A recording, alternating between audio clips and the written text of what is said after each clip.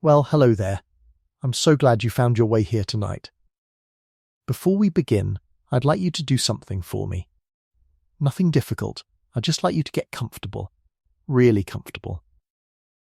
Pull the blanket up if you'd like, or push it down if you're warm. Let your shoulders come down away from your ears. You've been holding them up there all day without even noticing, and now you can let them go. There's nowhere else you need to be tonight. Nothing else you need to do. The dishes, if there are dishes, will still be there in the morning. The email will keep. The world will turn along quite happily without your supervision for the next couple of hours. I promise you. So settle in. Find that spot on the pillow where your head fits just right. And if it feels good to close your eyes, then go ahead and close them. You won't miss anything.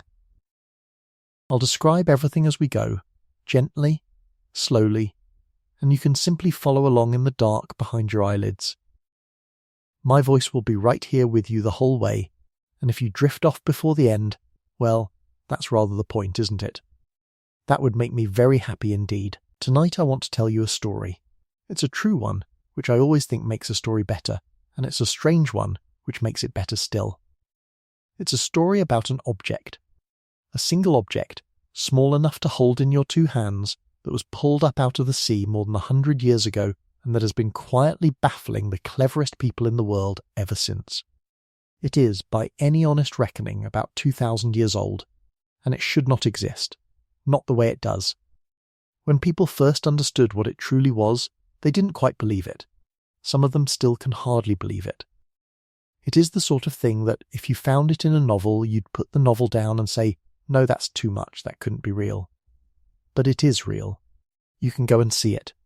It sits behind glass in a museum in Athens, this little clouded green lump of ancient metal, broken into pieces and worn soft by the centuries, and it holds inside it a secret that took nearly the whole of the 20th century to unravel. A secret made of gears.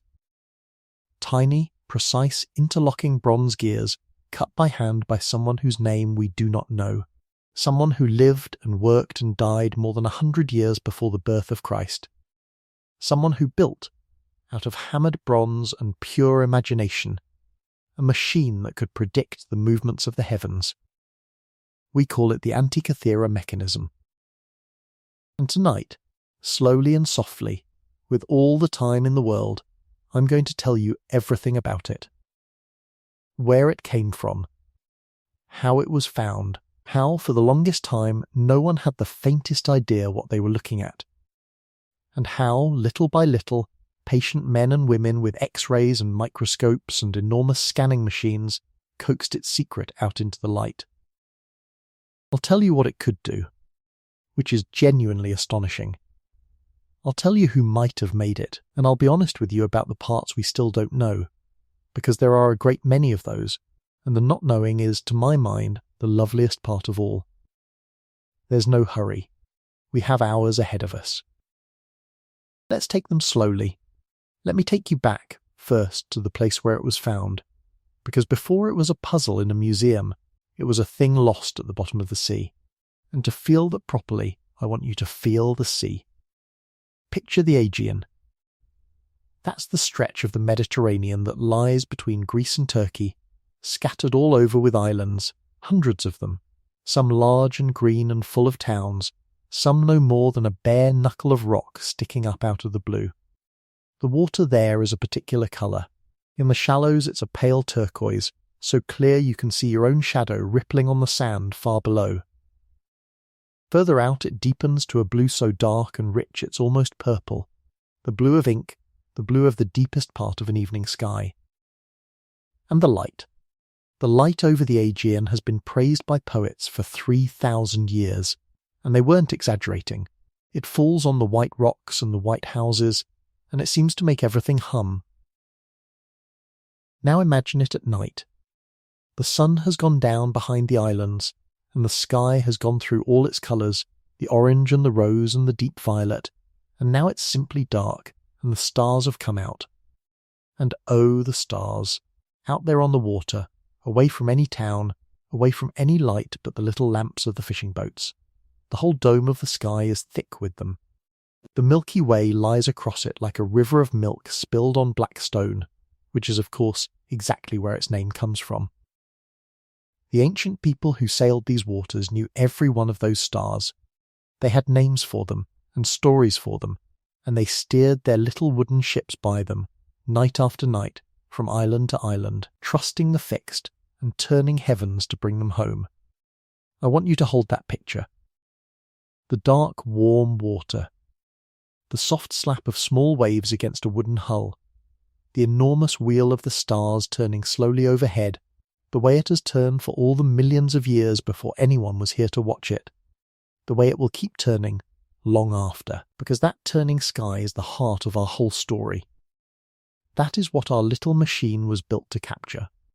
Someone looked up at exactly the sky I'm describing to you now, and rather than simply admiring it, or worshipping it, or steering by it, they had the almost unbelievable idea to build it.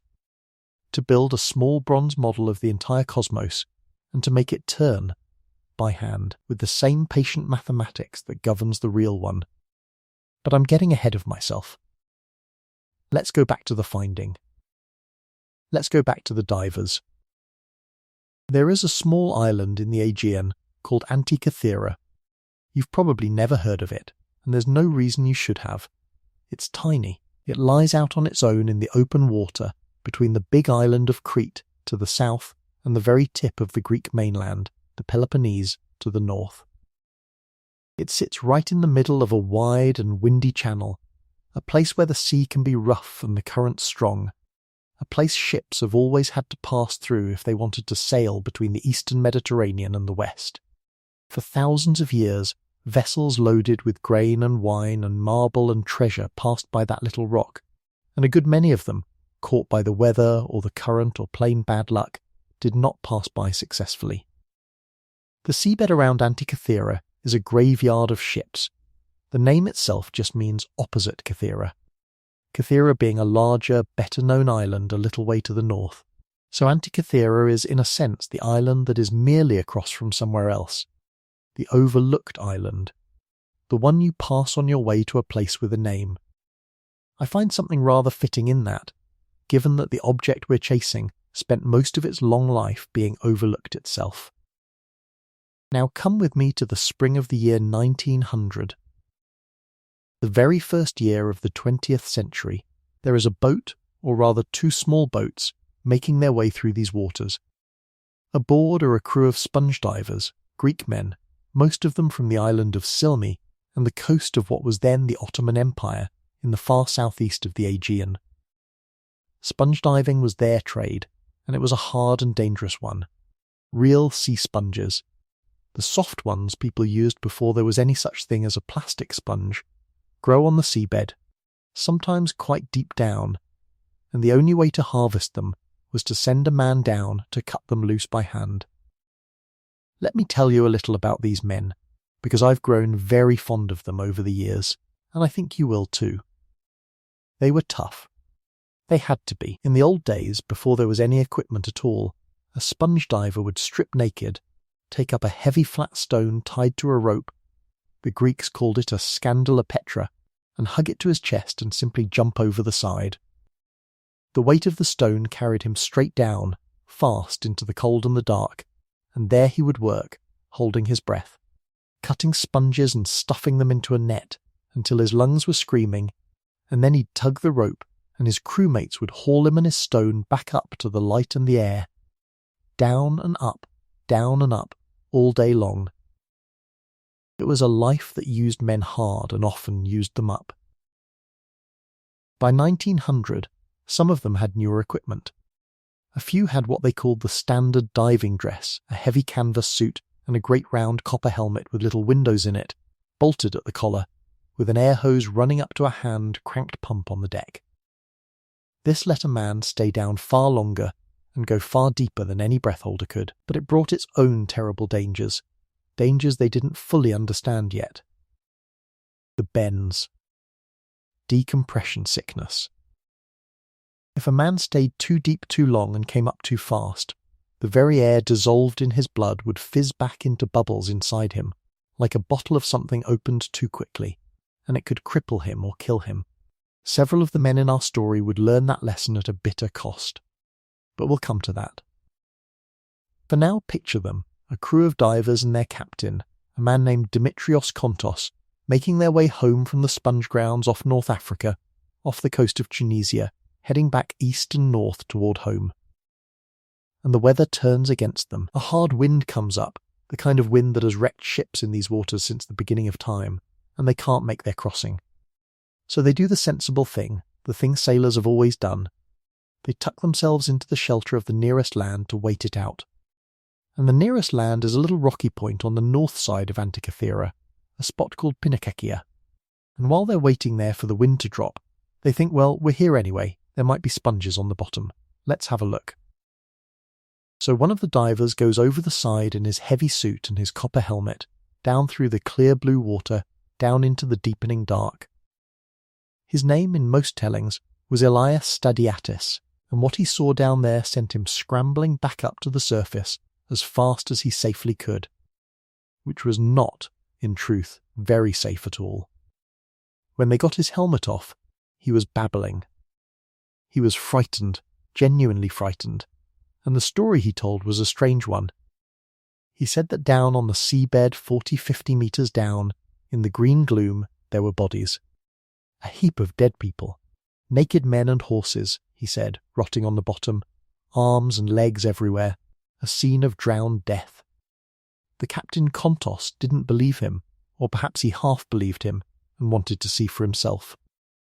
So Kontos put on the suit and went down himself, and when he came back up, he was carrying, in his own 2 hands, an arm, a human arm, cast in bronze, green with the sea, but unmistakable.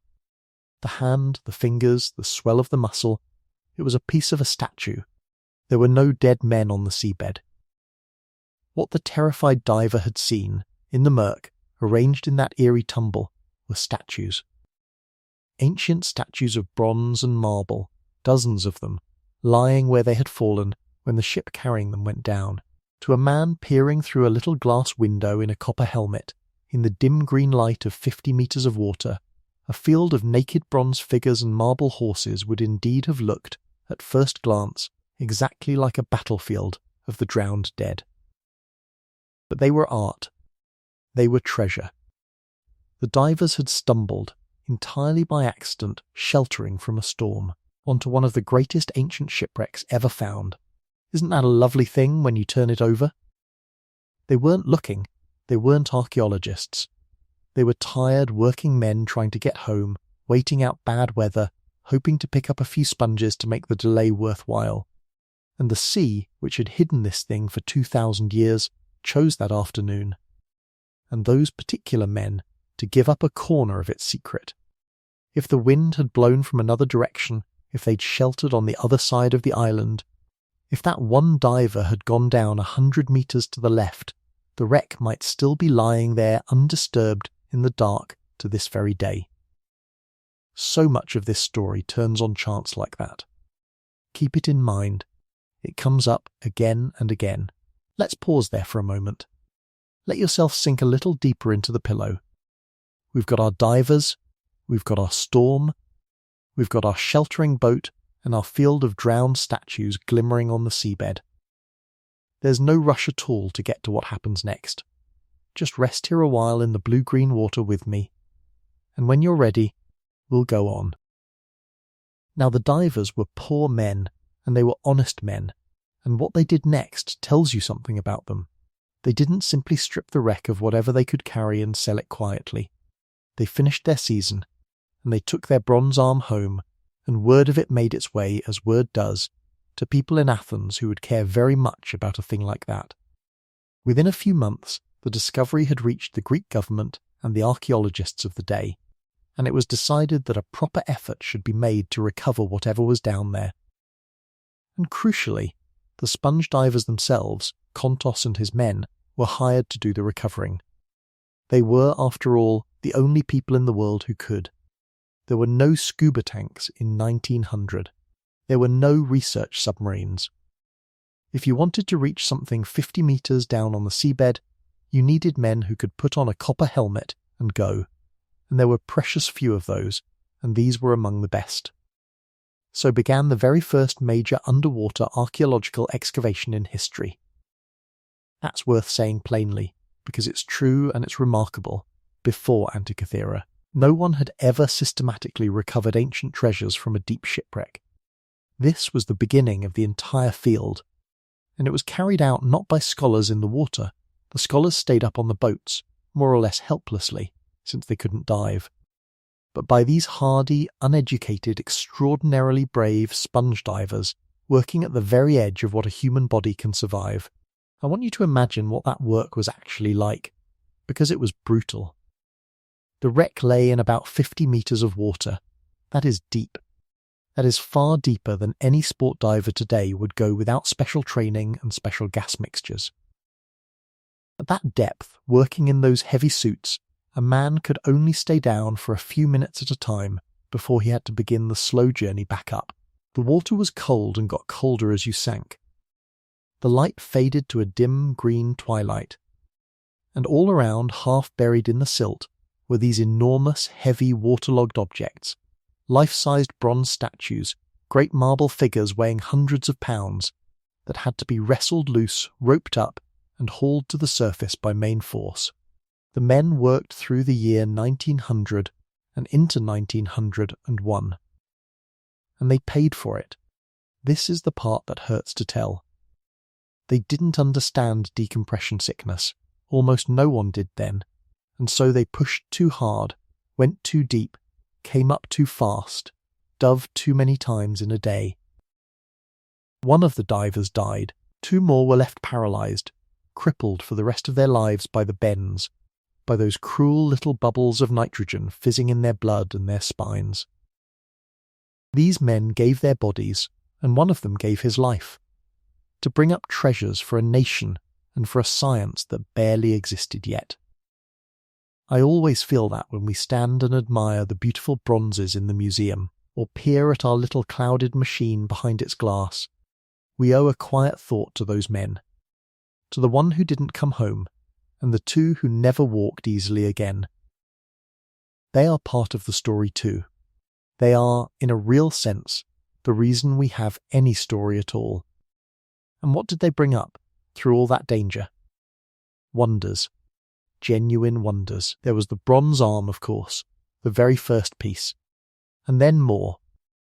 There was a magnificent life-sized bronze statue of a young man, his arm raised, that we now call the Antikythera youth, one of the finest surviving bronzes from all of ancient Greece, a thing of such grace and such quiet life that people stand in front of it in the museum and forget to breathe. There was the head of a philosopher, a bearded, weathered, deeply human face. There were marble statues, many of them badly eaten by the sea and by the little creatures that bore into stone, so that they came up looking half melted, dreamlike, their features softened as if seen through fog. There was fine glassware, and jewellery, and coins, and bronze furniture, and pottery of the kind used to carry wine.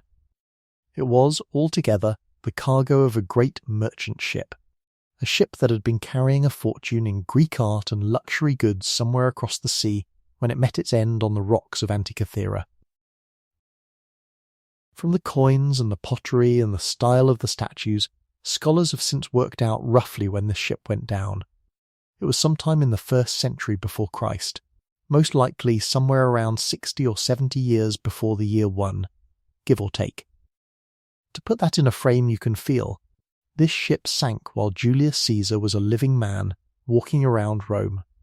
It sank in the last decades of the ancient Greek world's independence, in the years when Rome was swallowing up the older Greek kingdoms of the eastern Mediterranean one by one, and it was very likely carrying its cargo of Greek treasures westward, quite possibly toward Rome itself, because the wealthy Romans of that age had developed an enormous appetite for Greek art. They wanted it in their villas and their gardens. Some of what was on that ship may have been plunder, some may have been trade. We can't be certain. But the picture is of a fat, rich cargo vessel, heavy with the accumulated beauty of the Greek world, going down in a storm in that windy channel and taking all of it to the bottom. So, The statues came up.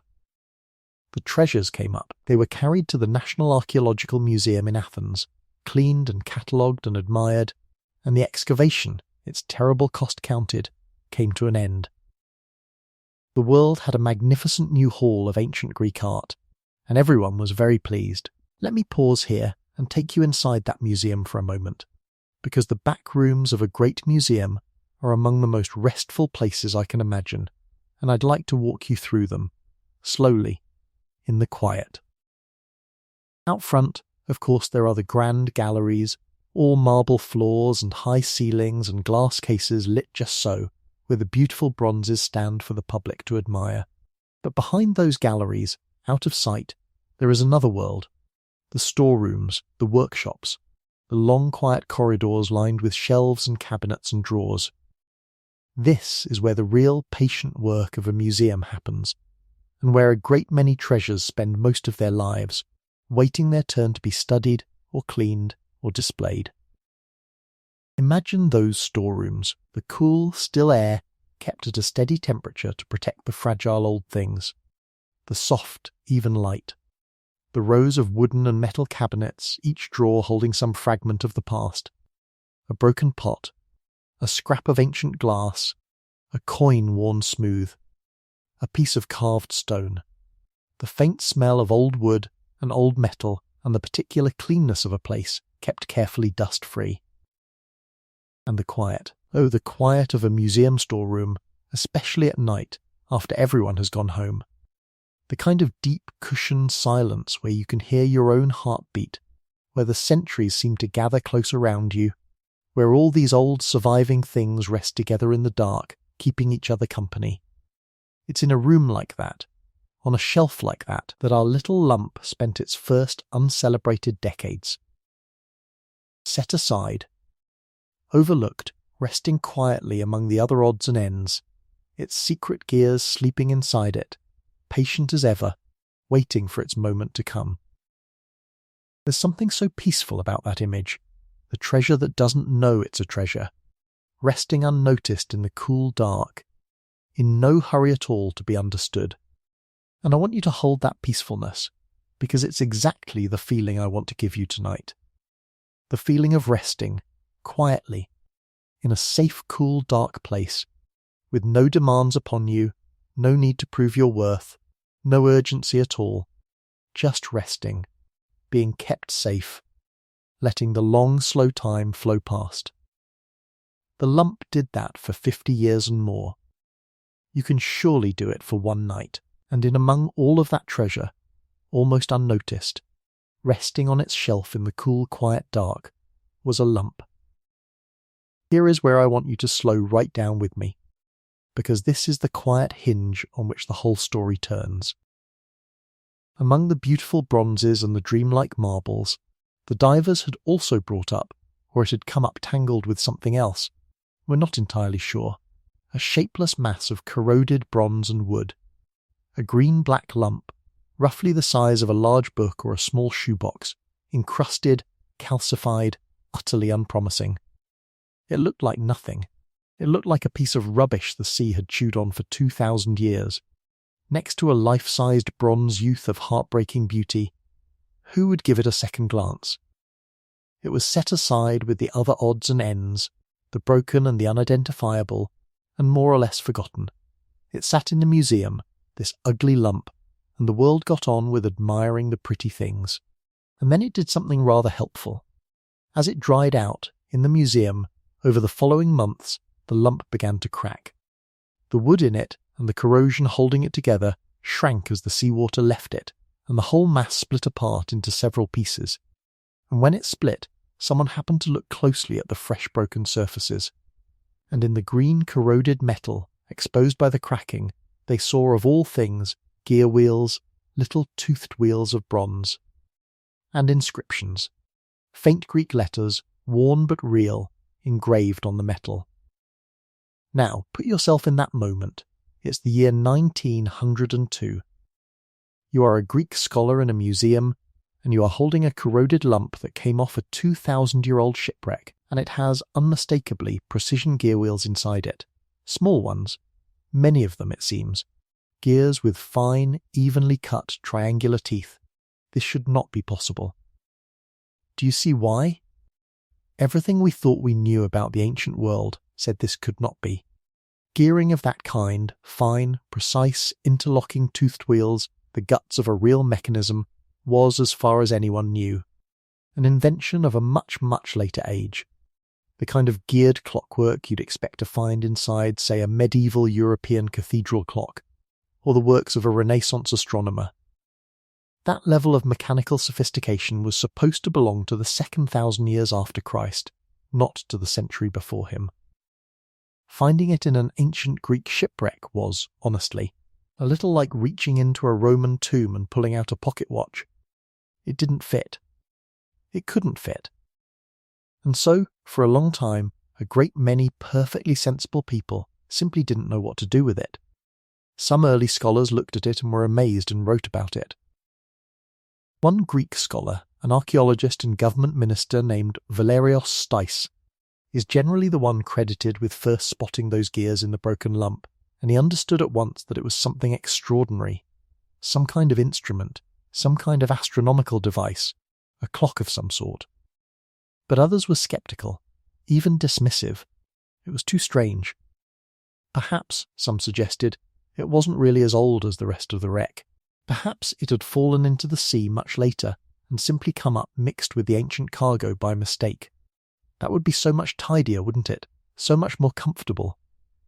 A modern thing that had gotten muddled in with the ancient things, that would let everyone off the hook. But it wouldn't do. The lump was thoroughly a part of the wreck, and the letter forms of the Greek inscriptions on it, once people looked at them properly, were ancient letter forms. The way Greeks wrote in the last century or two before Christ, not the way anyone wrote later. There was no honest way around it. This thing, whatever it was as old as the ship.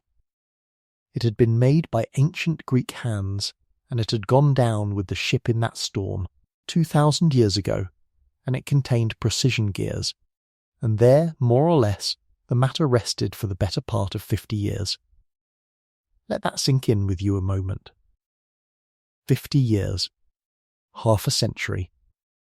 The single most sophisticated object to survive from the entire ancient world sat in a museum in Athens, cracked into a few unlovely pieces, essentially unexplained, while the world went about its business. 2 world wars came and went. Empires rose and fell. Automobiles and aeroplanes and radio were invented. And all the while, in a case in Athens, the little green lump kept its secret, its gears frozen in their 2,000-year silence, waiting for someone with the patience and the tools and the sheer stubbornness to figure out what on earth it had been for. Rest here with me a while. We've reached a kind of quiet plateau in our story, a resting place, and it's a good one. The treasure is recovered. The divers have gone home, some of them broken. The lump is in the museum, its gears glimmering faintly in the broken bronze, keeping its counsel. Nothing more is going to happen for 50 years, and there's a strange peace in that. The universe is in no hurry.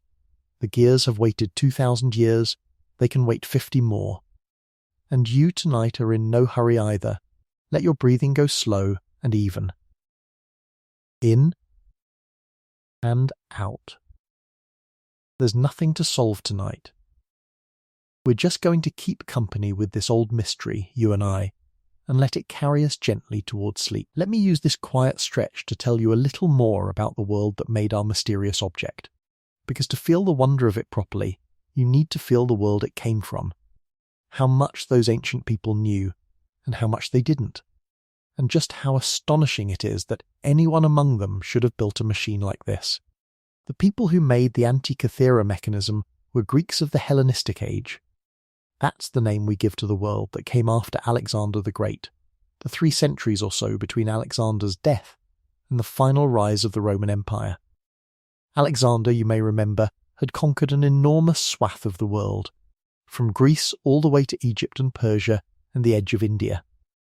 And when he died young, his generals carved that empire up among themselves, and there followed this long, brilliant, cosmopolitan age in which Greek learning and Greek culture spread across the whole Eastern Mediterranean and mingled with the older wisdom of Egypt and Babylon. And it was, in its way, a golden age of the mind. We sometimes carry around a lazy picture of the ancient world as primitive. Men in togas, oil lamps, no plumbing, everyone dying of a scratch. And it's true they had no electricity and no engines and no notion of germs. But in mathematics, in astronomy, in geometry, in the pure powers of reasoning about the world, some of these Greek thinkers reached heights that would not be equalled again for well over 1,000 years. In some particular corners, they reached heights that, frankly, we're still admiring. Think of the great library and museum at Alexandria, in Egypt, that famous gathering place of scholars, with its enormous collection of scrolls, where the learned men and women of the whole Mediterranean came to study and argue and teach. Think of Euclid, who set down the geometry that schoolchildren still learn today, whose logic is so clean and so complete that it has never really needed revising. Think of Archimedes of Syracuse, perhaps the greatest of them all, a man who understood levers and pulleys and floating bodies and the measurement of circles, who calculated the value of pi with astonishing accuracy, who is said to have built ingenious machines that his contemporaries could scarcely believe. We'll come back to Archimedes, because he haunts this story like a friendly ghost. And think, above all, of the astronomers, because astronomy was the great science of the ancient world, the queen of the sciences, and it is astronomy that lies at the heart of our little machine. You have to understand what the sky meant to these people. It wasn't a background. It wasn't, as it so often is for us, a thing you barely glance at, washed out by streetlights, forgotten. For the ancients, the sky was a vast and glorious clock, a calendar, an oracle, and a temple, all at once. The rising and setting of the sun told them the hour. The waxing and waning of the moon told them the month. Indeed, the word month and the word moon are cousins in English and in Greek and in many languages, because a month simply is a cycle of the moon. The slow procession of the constellations through the year told them when to plant and when to harvest, when the rains would come, when the sea would be safe to sail. The heavens were the master timepiece against which all of human life was set. And these Greek astronomers and the Babylonian astronomers before them, whose careful records they inherited, had watched the sky with extraordinary patience for centuries. They had noticed that it was not in fact simple. The sun and the moon and the 5 visible planets, Mercury, Venus, Mars, Jupiter and Saturn, did not move across the background of fixed stars in a plain and steady way. They sped up and slowed down. The planets, in particular, did the strangest thing. Every so often one of them would appear to stop in its track across the sky, reverse, drift backward for a while, then stop again, and resume its forward motion. This is what we call retrograde motion, and it puzzled and fascinated astronomers for thousands of years. The word planet itself comes from the Greek for wanderer, because that's exactly what these bright points of light seem to be. Wanderers, stars that would not keep to the fixed and orderly march of all the others. Now the Greeks did not know what we know. They did not know that the earth goes round the sun. Most of them believed, quite reasonably given the evidence of their own eyes, that the earth sat still at the centre of everything and the whole heavens turned around it. It's easy for us to smile at that, but stop and think. It's exactly what it looks like.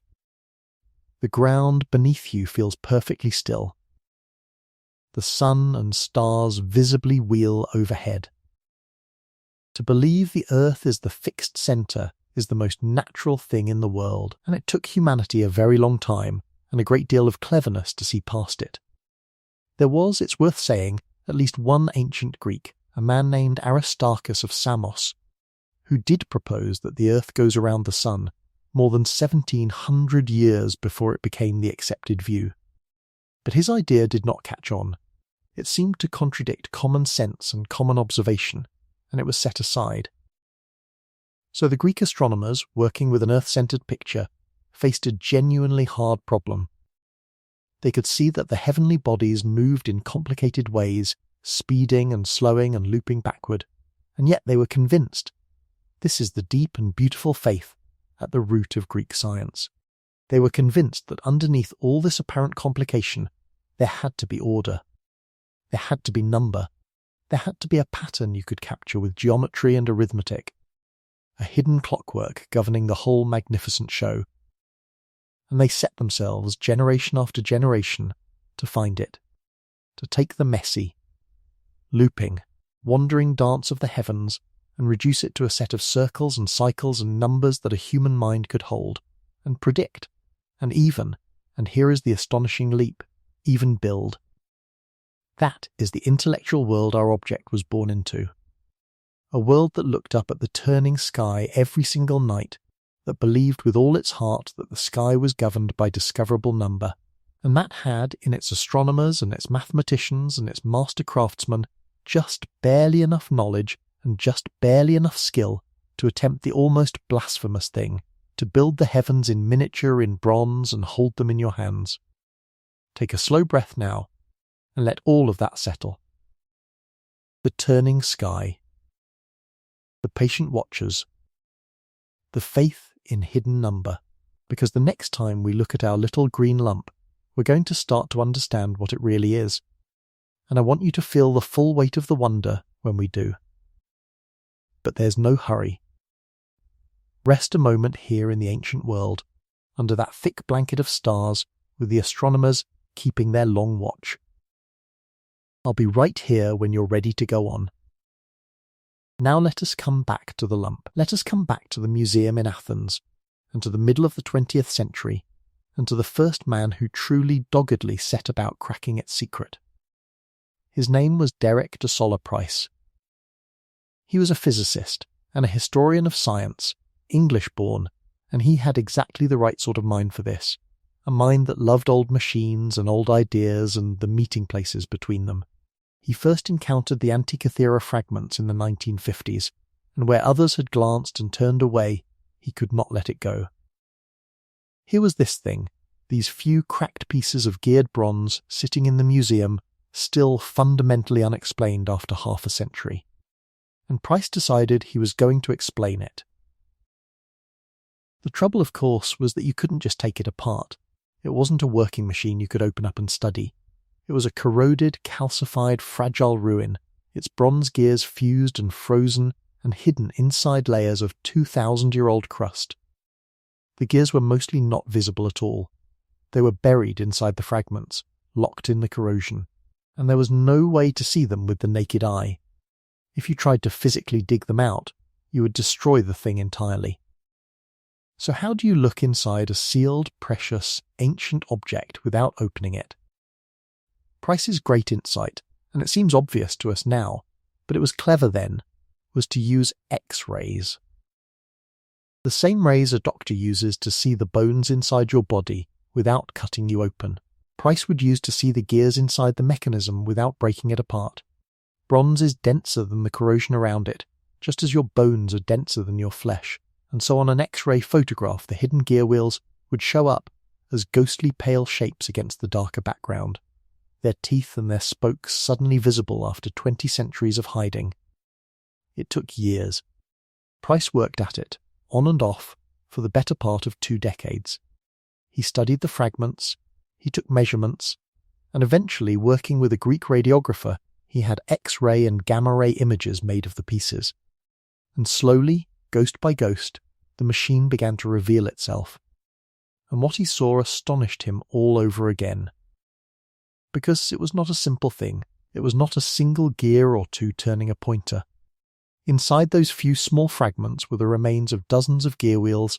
Price eventually counted the evidence for perhaps 30 of them, and later work would suggest more still, nested and layered and meshing together in a genuinely sophisticated arrangement.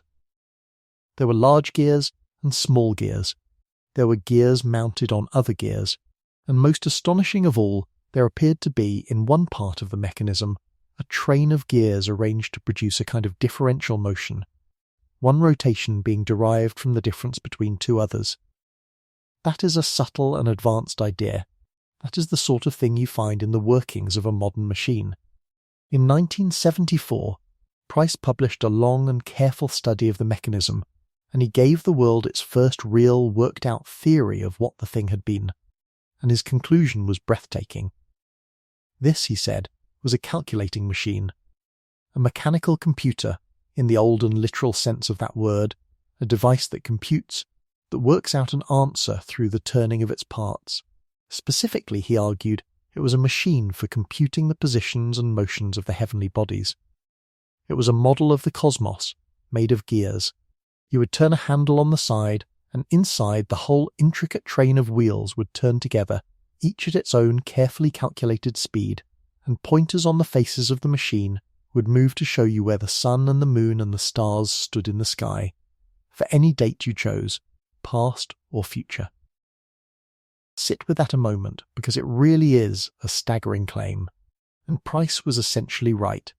He was reaching, in the 1970s, with the crude tools of his day, toward a truth that later, sharper tools would confirm and deepen. He didn't get everything right, no one working on so little could have, and some of his specific reconstructions were later revised or overturned. But his central vision was sound, and it was revolutionary.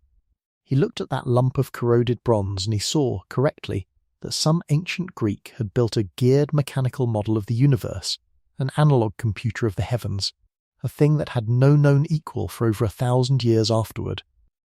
He called one of his key papers Gears from the Greeks, and the title alone tells you how strange and wonderful the fact remained. Gears. Real precision gears from the ancient Greeks. Let me tell you a little about what those gears actually do, and here I'm going to go slowly, because it's beautiful and it's a little bit like a lullaby in itself. The patient turning of wheel upon wheel. The heart of the whole thing is a single main gear, a big one, that represents the sun's yearly journey.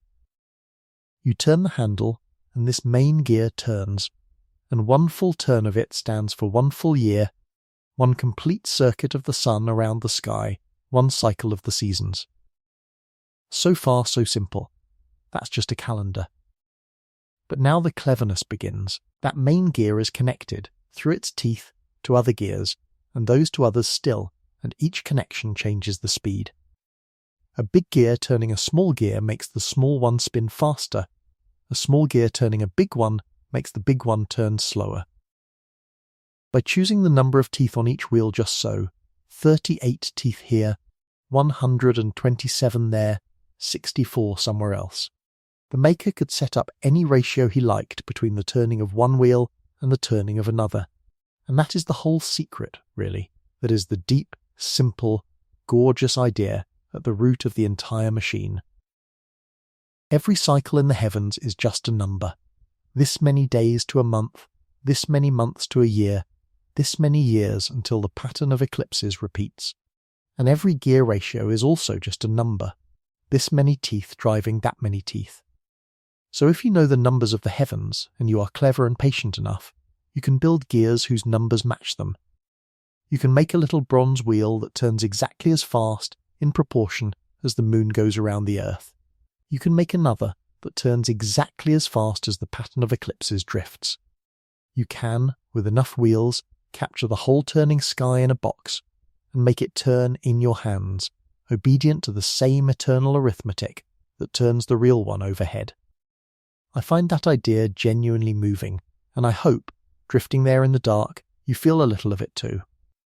That the ancient sky, so vast and so far away and so seemingly beyond human reach, could be caught and tamed and held, not by magic, not by prayer, but by counting, by the humble counting of teeth on wheels. Someone realized that the universe keeps time by number, and that number is a thing a human being can build. And so they built it. Let's rest again there. We've come a long way. We've met Derek Price and his X-rays, and we've seen the first true understanding of the machine emerge, ghostly, out of the corroded metal. We understand, now in broad strokes, what it does. It is a hand-cranked model of the cosmos, a computer of gears. In a little while, I'll tell you about the second great wave of investigation, the modern one, with machines far more powerful than any X-ray Price could dream of, and about the specific, astonishing things the mechanism could work out. But for now, just breathe and let the wheels turn slowly in your mind. Big wheel, small wheel, faster, slower, each one counting out its portion of the sky. There's a rhythm to it, isn't there? A soft, mechanical, patient rhythm, like the ticking of a very old and very kind clock in a quiet room. Let it carry you. Now I want to take you forward in time again, out of the middle of the 20th century and into our own age, because the story of the Antikythera mechanism did not end with Derek Price. In some ways it was only truly beginning. Price gave the world the great vision, a geared computer of the heavens. But he was working, remember, with fuzzy X-ray shadows and enormous gaps in the evidence. Much remained uncertain, unread, unexplained, and there the matter sat again for a good while, until, around the turn of the 21st century, a new group of researchers took up the puzzle with tools Price could scarcely have imagined. Let me set the scene for you, because I think it's a rather wonderful one.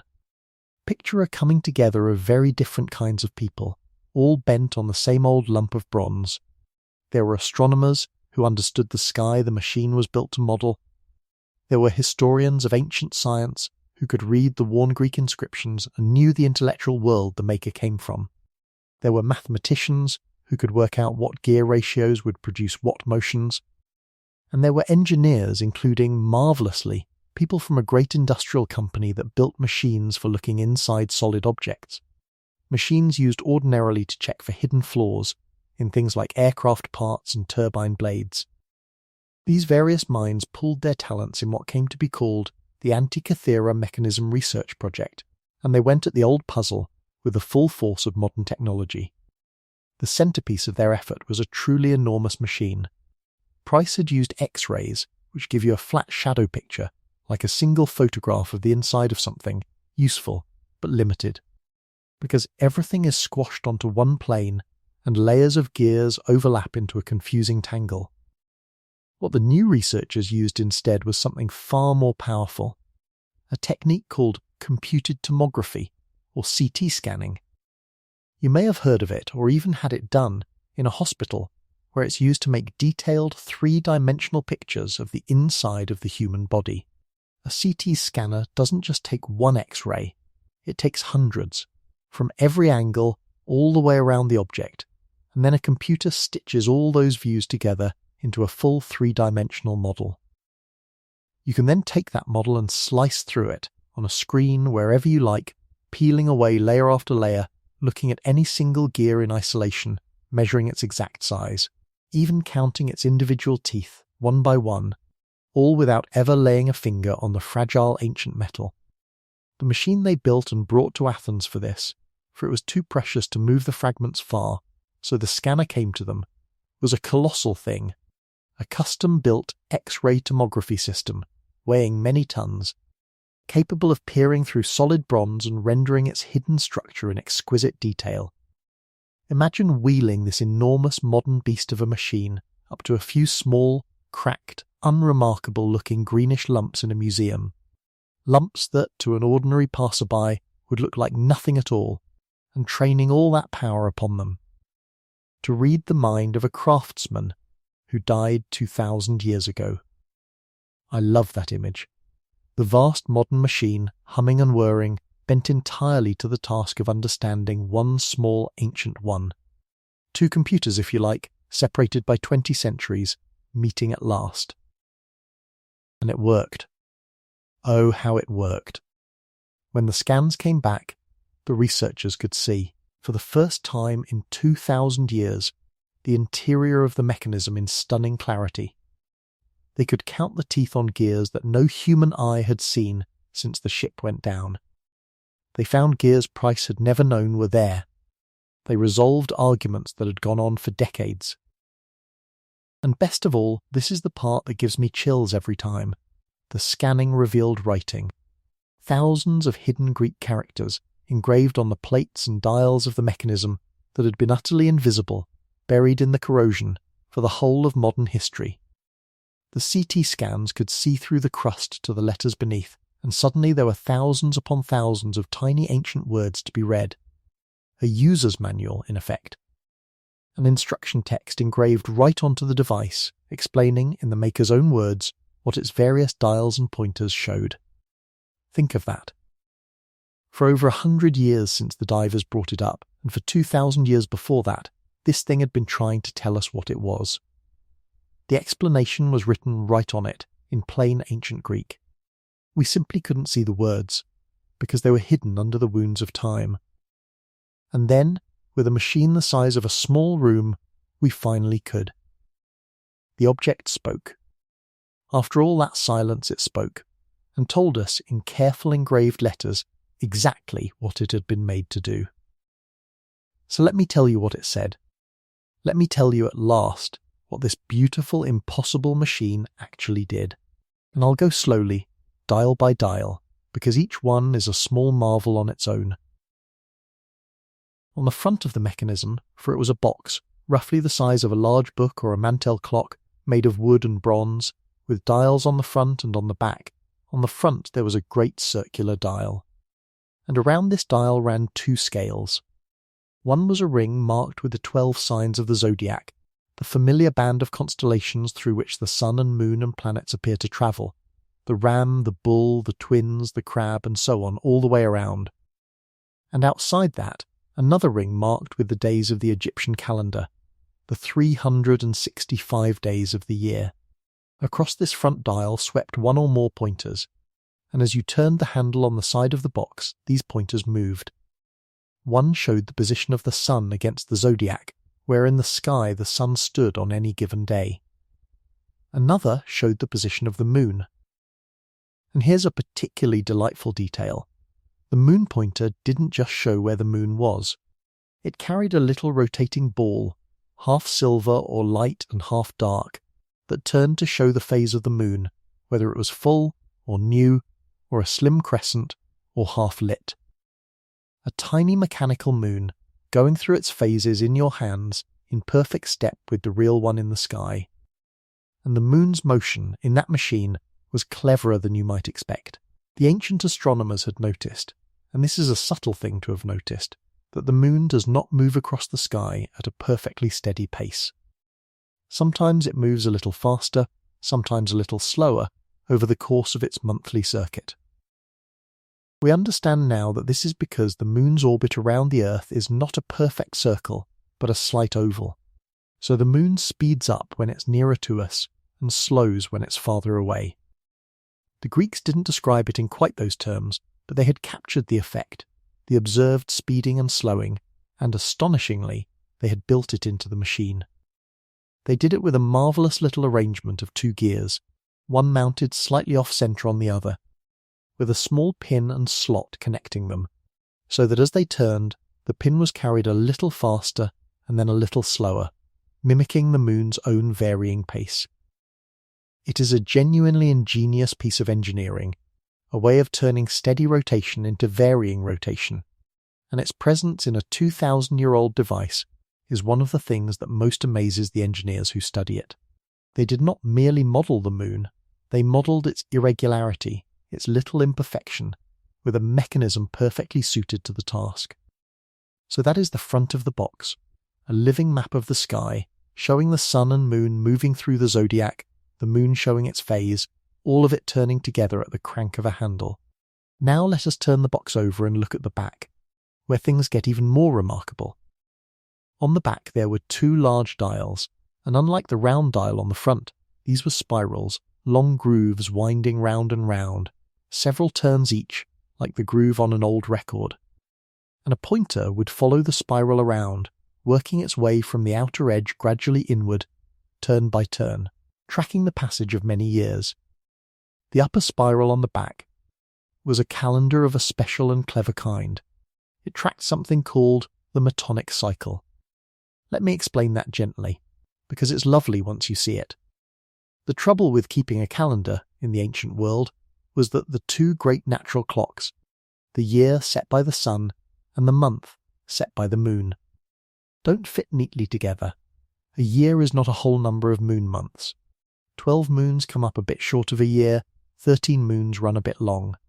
so any calendar based on the moon slowly drifts out of step with the seasons, which is a real practical nuisance if you're trying to hold your festivals at the right time of year. But an astronomer named Meton in Athens, long before our machine was made, had noticed something beautiful, that if you wait 19 years, the sun and moon come back into almost perfect agreement. After 19 years, the phases of the moon fall on very nearly the same days of the solar year as they did at the start. 19 years, and the whole sun and moon dance resets. And so the machine's upper back dial tracked exactly this 19-year cycle, its spiral pointer creeping around, telling you where you stood in that long, slow reconciliation of the sun and the moon. And there was more woven in with it. There was a small subsidiary dial that tracked a 4-year cycle, and here is a detail that people simply adore. A 4-year cycle marked with the names of athletic games. The Great Panhellenic Games, including, most famously, the Olympic Games. The Olympiad. Every 4 years the ancient Greeks held their games, and the 4-year cycle between them was so important, so fundamental to how the Greek world reckoned time, that they built a little dial for it into their cosmic computer. So this machine, in among its grand calculations of the sun and moon and the deep cycles of the heavens, would also quietly tell you, this is an Olympic year. And it named the games, Olympia and the others held in the off years. There is something so wonderfully human about that. This vast, austere mathematical device, modelling the very motions of the cosmos, and tucked into it, a little dial for keeping track of the games. It reminds you that the people who made this were people, that they cared about the sky and about the calendar, and also about the foot races and the wrestling, about gathering together every 4 years to see who was fastest and strongest.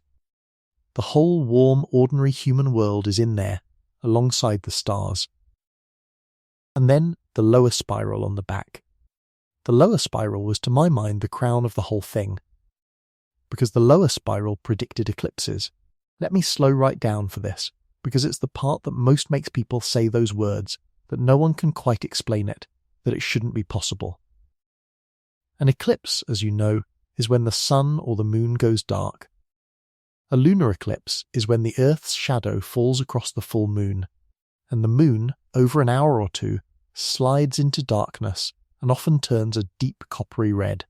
A solar eclipse is the rarer and more dramatic one, when the moon passes directly in front of the sun and for a few uncanny minutes blots it out entirely, turning day briefly into a strange twilight, with the stars coming out and a ghostly halo of light around the black disk of the hidden sun. To the ancient world, eclipses were among the most awesome and terrifying events the sky could produce. They seemed like omens, portents, messages from the gods. Kings and generals feared them. Battles were called off because of them. To be able to predict an eclipse, to know, in advance, that on such and such a day the moon would go dark, was to hold a kind of power that seemed very close to divine. And eclipses are hard to predict. They follow a pattern, but a subtle and complicated one. It took centuries of patient watching, much of it done by the Babylonians, those tireless keepers of astronomical records, long before the Greeks, to tease out the underlying rhythm. But there is a rhythm. It's called the Saros cycle, and it runs about 18 years and 11 days. After one Saros cycle, the sun, the moon, and the tilted plane of the moon's orbit all return to very nearly the same alignment, and so the pattern of eclipses very nearly repeats. If there was an eclipse on a certain day, then one Saros later, 18 years and 11 days on, there will very likely be a similar eclipse. And the makers of the Antikythera mechanism knew this. They had this cycle, this hard-won secret of the ages, and they built it into the lower spiral on the back of their box. The spiral was divided into the months of the Saros cycle, more than 200 of them winding around the coil, and on certain of those months, the months when an eclipse was due, they engraved little symbols, glyphs, marks that said, an eclipse here, of the sun, an eclipse here, of the moon. Some of them even carried further notes, the hour at which the eclipse would occur, and, remarkably, even indications of colour, of what the eclipsed moon might look like.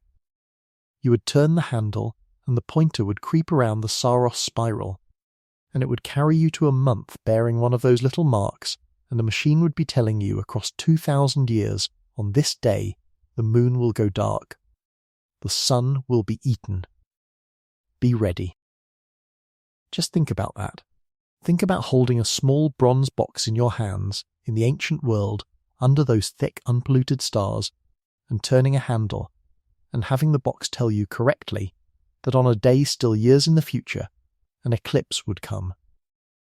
To the people of that time, it must have seemed like holding a piece of prophecy. And it wasn't prophecy. It wasn't magic. It was arithmetic, the deep, patient arithmetic of the heavens, worked out over centuries and then, by some unknown genius, translated into teeth and wheels and made to turn at the crank of a handle. It is one of the most extraordinary achievements of the ancient mind, and it sat corroded and unread in a museum drawer for the better part of a century before we understood it. Let's rest now. Let's rest a good long while, because we've reached the summit of the story, in a way the full understanding of what the machine could do. Let it wash over you slowly. The front dial, with the sun and moon gliding through the zodiac and the little moon ball turning through its phases. The back dials, spiralling inward through the years, the great 19-year reconciliation of sun and moon, the quiet little 4-year drumbeat of the games, and above all that lower spiral, coiled and patient, holding the darkenings of the sun and moon for years to come. All of it inside one small box. All of it turning together in perfect proportion at the turn of a handle in someone's hands 2,000 years ago on a night much like this one, under stars much like the ones outside your window now. Breathe slowly. There's nowhere to be. Let the wheels turn. Now you may be wondering, I would be, in your place, who built it? Who was this person, this unknown genius who caught the heavens in a box?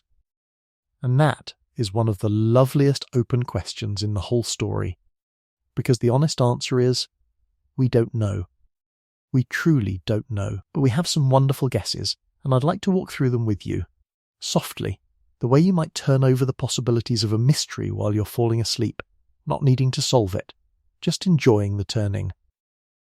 The most famous name that comes up, and it's the one that makes everyone's eyes light up, is Archimedes. Archimedes of Syracuse, the greatest mathematician and engineer of the ancient world, the man of the lever and the screw and the cry of Eureka. Now the dates don't quite fit for Archimedes to have made this particular device with his own hands. He died some decades before our ship most likely went down, killed, so the story goes, by a Roman soldier during the sack of his city, so absorbed in a geometry problem drawn in the sand that he wouldn't look up. But, and here is the tantalizing part, there are ancient accounts written by respectable Roman authors that describe Archimedes having built exactly this kind of thing, a device, a bronze sphere or a mechanism that modelled the motions of the sun and moon and planets. The Roman statesman Cicero, writing not long after our ship sank, describes such a machine of Archimedes' making, brought to Rome as a marvel, and speaks of how it reproduced the heavens, how it could even show eclipses of the sun and moon. For a very long time, scholars read those accounts and thought them exaggerations, or misunderstandings, or simply too good to be true. Surely no ancient machine could really do such things. And then the divers brought up the lump, and the scans read its secrets, and suddenly those old Roman descriptions did not seem exaggerated at all. Suddenly they seemed like eyewitness accounts of a real technology. So even if Archimedes himself did not build our particular mechanism, it seems very likely that he, or a tradition of makers descended from him, invented the very idea of it.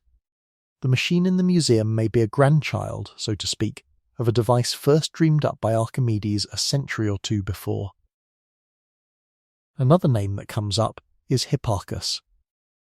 Hipparchus of Rhodes was perhaps the greatest astronomer of the ancient world, the man who catalogued the stars, who worked out the varying speed of the moon that we spoke of earlier, who discovered the very slow wobble of the heavens that we call the precession of the equinoxes, The moon theory built into the mechanism, that clever off-center gearing that captures the moon's speeding and slowing, matches Hipparchus's understanding of the moon rather beautifully.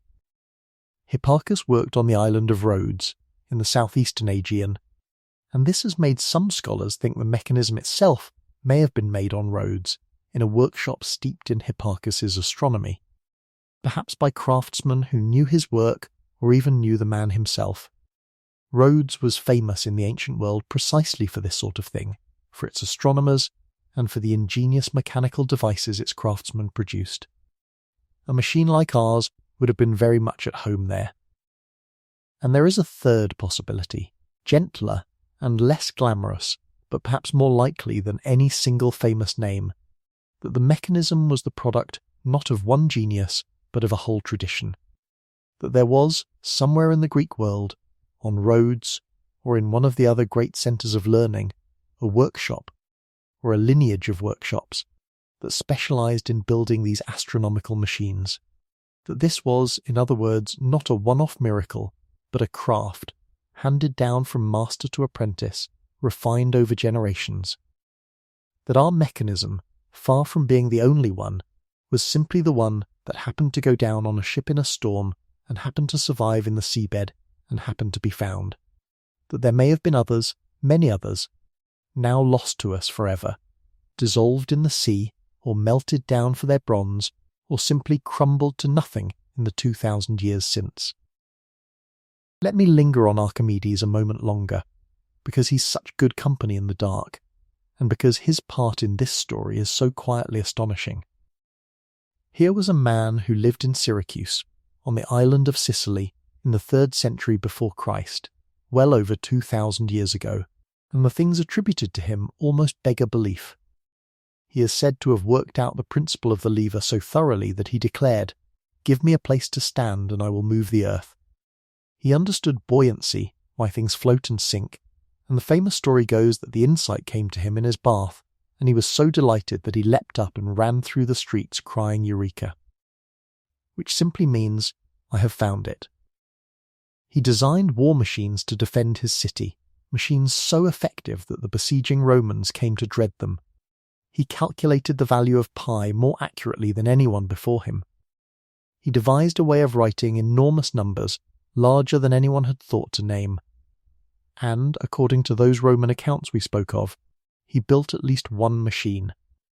A bronze sphere or globe that modelled the motions of the sun and moon and planets, that turned to show the heavens, that could even represent eclipses.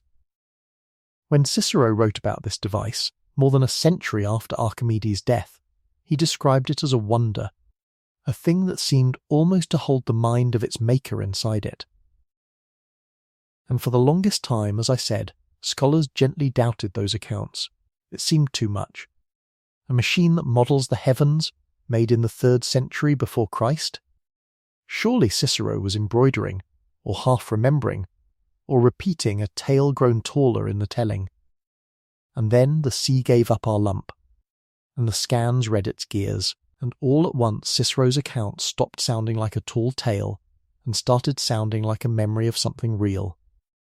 Because here in our hands was exactly such a machine, a little later than Archimedes, yes, but plainly part of the same tradition, the same astonishing idea. The Antikythera mechanism does not prove that Archimedes built anything in particular, but it proves that the thing the ancient writers described, a geared bronze model of the moving heavens, was real, was possible, was actually made. It reaches back across the centuries and vindicates those old accounts, and lets us believe now that the greatest mind of the ancient world really did, with his own hands, catch the cosmos in a sphere of bronze.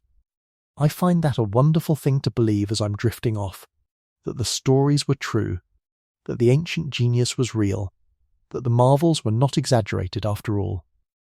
That thought, that our machine may be the child or grandchild of Archimedes' own invention, is, I think, one of the most haunting of all, and it leads us into the deepest mystery of the whole story, the one that no amount of scanning has been able to solve. And it's this: if the ancient Greeks could build a thing like this intricate, precise, sophisticated geared mechanism, then why does nothing like it appear again for well over 1,000 years? Sit with that, because it's genuinely strange. The Antikythera mechanism is not a crude first attempt. It is not the shaky beginning of a technology.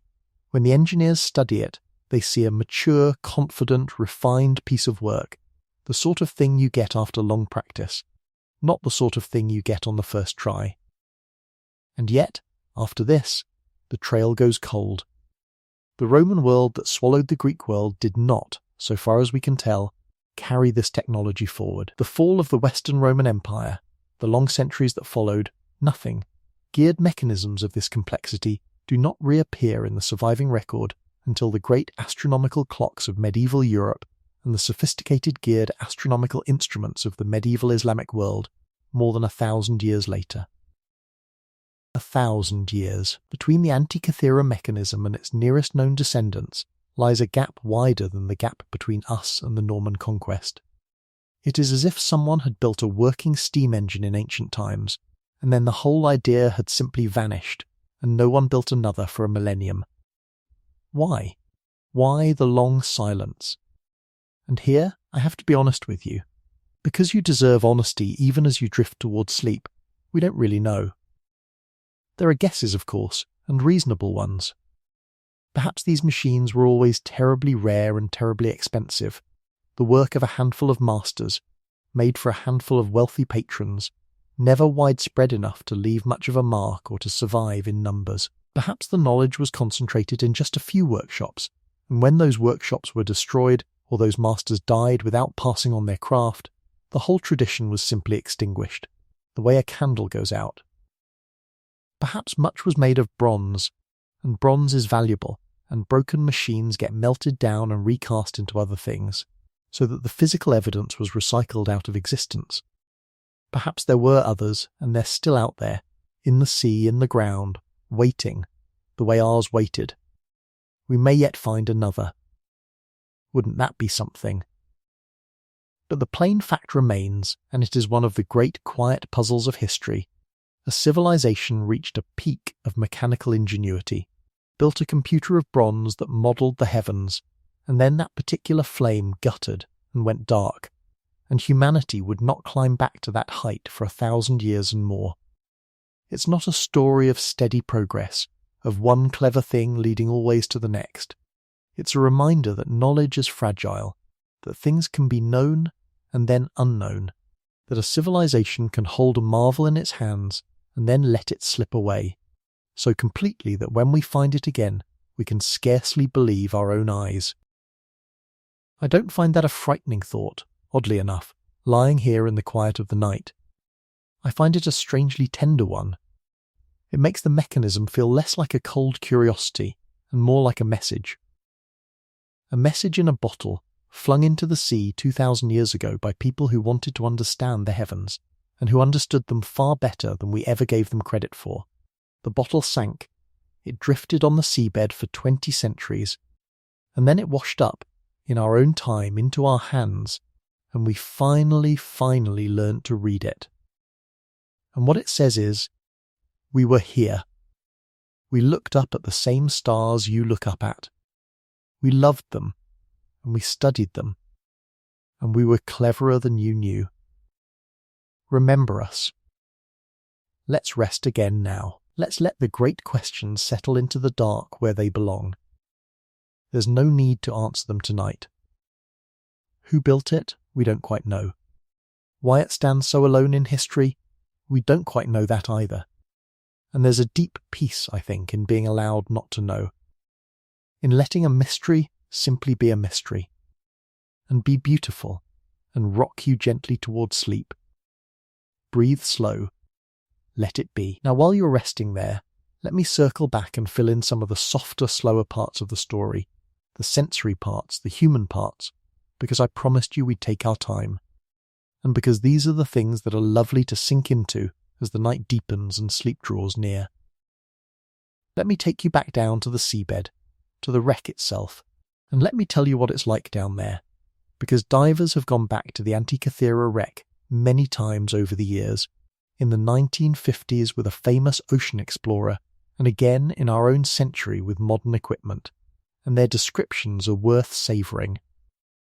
Picture yourself sinking, slowly, through that clear Aegean water. Near the surface, everything is bright and warm and blue, the sunlight coming down in shifting golden shafts, little fish darting in the light.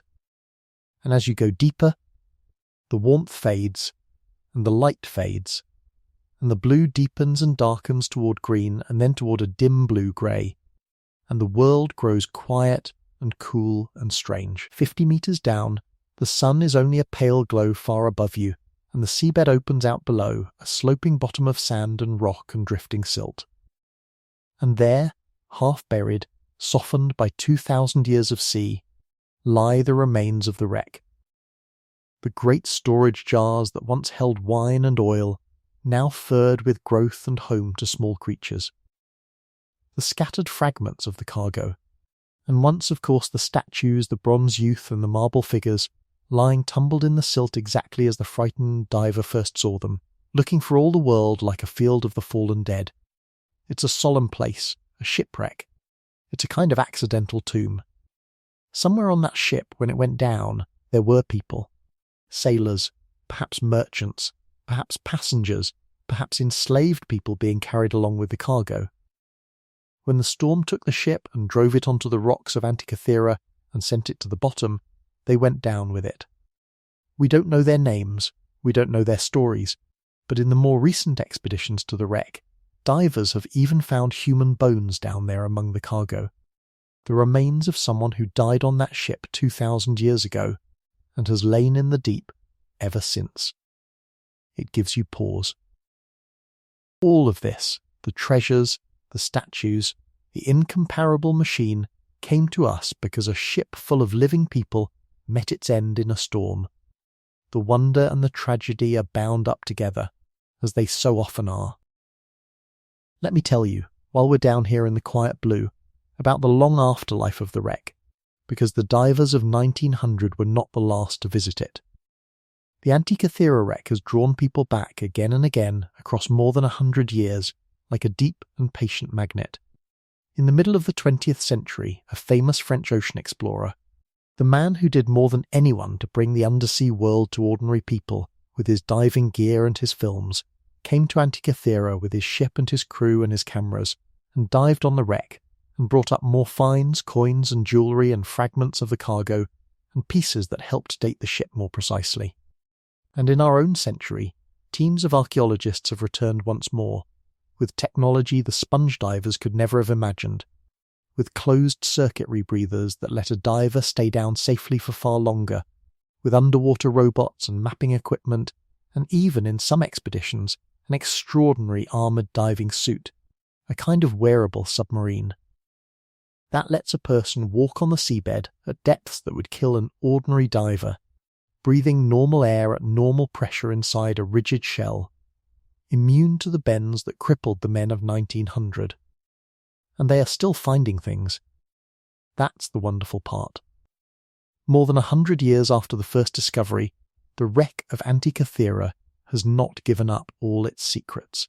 Recent expeditions have brought up more bronze fragments, more pieces of statues, more of the cargo, and tantalizingly, hints that there may be more of the mechanism itself still down there, or a second one, or parts we have not yet found.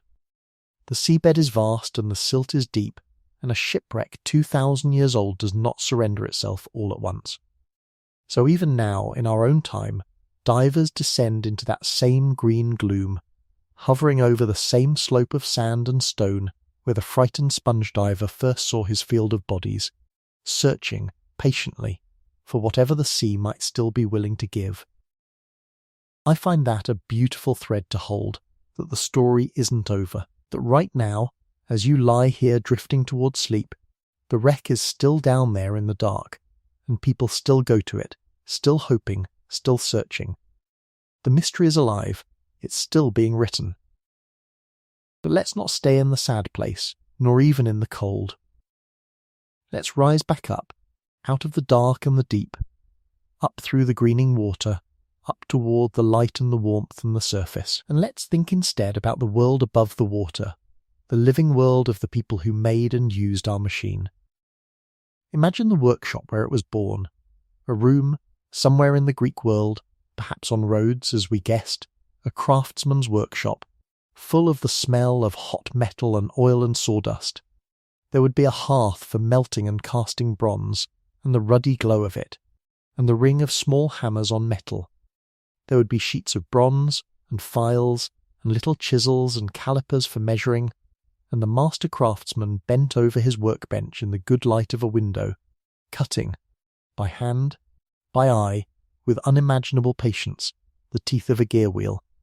Think of that patience. Each gear had to have its teeth cut evenly, all the way round, dozens of them, each one just so, or the whole train would bind and stutter and fail, and there were dozens of gears, and they had to mesh each with its neighbour and turn smoothly together. No electric tools, no precision machinery, just a skilled hand, a sharp eye, good bronze, and an ocean of patience. Whoever made this thing sat at a bench, day after day, month after month, filing tiny teeth into bronze wheels, holding in his head the whole grand design, the sun's gear here, the moon's gears there, the great counting wheels for the eclipse cycle, and slowly, wheel by wheel, building the heavens out of metal. I find it almost unbearably moving to imagine. The quiet, the concentration, the love of it. Because you don't make a thing like this for money alone. You make it because you love the sky, and you love the cleverness of it, and you want, with your own hands, to catch something of the infinite and hold it. And then imagine it finished. Imagine the day the master craftsman turned the handle for the first time and watched all his wheels turn together, watched the little sun pointer glide along the zodiac, and the moon pointer chase it, and the tiny moon ball turn from dark to bright, watched the spiral pointers on the back begin their long, slow crawl through the years. Imagine the satisfaction of that. Imagine showing it to someone, a patron, a fellow scholar, an astronomer, and watching their face as they realized what it did, as they saw the heavens turning in a box. And then imagine it packed carefully away, wrapped, crated, loaded onto a ship along with all those statues and all those luxuries, bound for some wealthy buyer across the sea, perhaps a rich Roman who wanted the finest and cleverest thing the Greek world could produce to display in his villa and astonish his guests. Perhaps a temple or a school. We'll never know its destination, because it never arrived. Somewhere out in that windy channel by Antikythera, the storm came and the ship went down, and the beautiful machine went with it, down into the dark and the silt, to lie there in the cold and the silence while the whole world above changed beyond all recognition, while Rome rose and fell, while new faiths swept the earth, while languages were born and died, while 100 generations lived and loved and were forgotten, and all the while, down in the dark, the little bronze heavens waited. Let that image hold you for a while. The machine, wrapped and waiting in the dark of the seabed, patient beyond all patience, while the centuries pour over it like water. There's something almost restful in that endurance, isn't there? It waited so long. It was in no hurry at all. And neither are we tonight. We have all the time in the world. Let me tell you too, a little more about the sponge divers, because I said I'd grown fond of them, and I don't want to leave them behind. Their world was a world unto itself. The sponge diving islands of the Eastern Aegean, Symi, Kalymnos, and others were built entirely around this one dangerous trade. Whole communities, whole economies, whole ways of life shaped by the harvesting of sponges from the seafloor. The men would sail off for months at a time to the sponge grounds off Greece and Turkey and North Africa, and dive and dive and dive, and the women and children would wait at home for their return, never quite certain who would come back whole, who would come back broken, and who would not come back at all. It was a proud life and a hard one. There were songs about it, and traditions, and a fierce fellowship among the men who shared the danger. And in the year 1900, one crew of these men, sheltering from a storm, changed the history of the world without meaning to, gave archaeology its first great underwater treasure, and gave us, though they could not possibly have known it, the oldest computer on Earth. Let me set you down among them for a while. On the deck of one of those little sponge boats, on a warm evening at anchor, because it's a peaceful place to rest, and I'd like to share it with you. The day's diving is done. The men are tired, the good clean tiredness of hard work, and the boat rocks gently at anchor in the shelter of some island, in water so still it holds the last colours of the sky. Someone has lit a small fire in a box of sand on the deck, or a lamp, and there's the smell of coffee, or of fish grilling, or of bread. The men talk low and laugh sometimes, and someone begins, quietly, to sing one of the old songs of the islands, in a minor key, a song about the sea, and about leaving, and about coming home. And overhead, as the last light drains from the west, the stars come out, one by one and then in their thousands, until the whole vast dome of them arches over the little boat. Brilliant and close, the way stars only ever are far out on the water, away from every light. The men know those stars. They've steered by them all their lives, and they lie back on the deck, full and tired and at peace, and look up at them, the way sailors have looked up at them for as long as there have been sailors, the way the ancient Greeks looked up at them from the deck of the very ship that carried our machine down to the deep. The same stars, always the same stars. It's the thread that runs through this whole story, isn't it? That turning canopy of light, watched by the Babylonians from their rooftops, modelled by the Greeks in bronze, sailed under by the sponge divers, and shining, still, tonight, over your own roof, whether you can see it through the clouds and the city glow or not. It's up there. It's always up there. The great slow wheel of it, turning and turning, exactly as it turned for all of them. There is a deep, deep comfort in that for me, and I hope there is for you too, as you lie here in the warm dark. That we are all, across all these thousands of years, sleeping under the same sky. The ancient astronomer, laying down his tools at last and going to his bed. The tired sponge diver, drifting off on the gently rocking deck. And you, tonight, sinking down into your pillow. All of us under the same patient stars. All of us, in the end, laying our burdens down and letting the great wheel turn without us for a while, and sleeping. I like to think of the divers, sometimes that way, at rest, at peace, under the stars, before the danger of the next day's diving. The Captain Kontos, going down himself to see whether his frightened diver had lost his mind, and coming up with a bronze arm in his hands. Elias Studiatis, the one who first saw the field of bodies and fled to the surface in terror. Imagine the story he told in the taverns for the rest of his life. The day he found a graveyard on the seabed that turned out to be a treasure. And the ones who paid the price, the diver who died, the two who were crippled. Ordinary working men, at the very edge of the known world of their trade, who stumbled into history. I hope, wherever the stories of such men go, they know what they gave us. I hope somebody down the years has raised a glass to them. Let's raise a quiet one now, you and I, in the dark. To the divers of Antikythera. Now, since the night is long and we are in no hurry whatsoever, let me linger a while on some of the smaller wonders inside the machine, the details that the scholars pored over, the little riddles within the larger riddle. Because a thing like this is not one marvel, but 100 marvels, nested one inside another like the gears themselves, and each one is worth turning over slowly in the dark. Let me tell you first about the sheer craft of it, the fineness of the workmanship, because I don't think I've done it justice yet. When the researchers made their detailed scans and began to measure the individual gears, they found teeth cut so evenly, so precisely, that it took their breath away.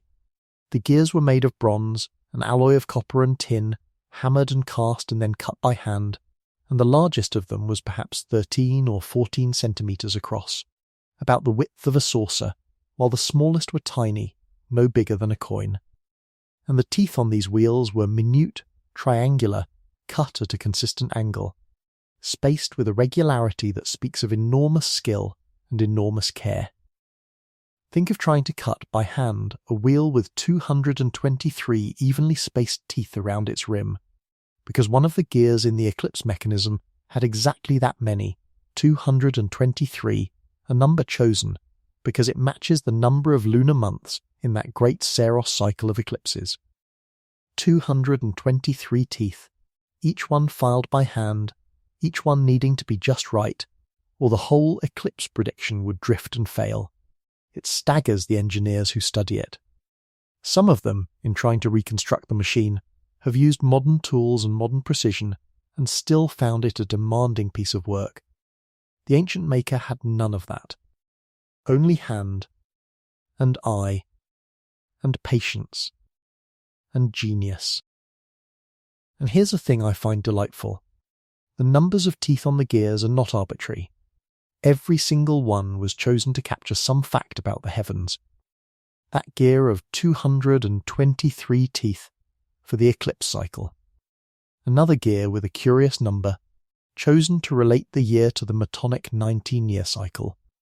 There is a famous gear, or rather a famous pair of them, involving the number 127, and 127 is exactly half of 254, which is the number of times the moon circles the zodiac in 19 years.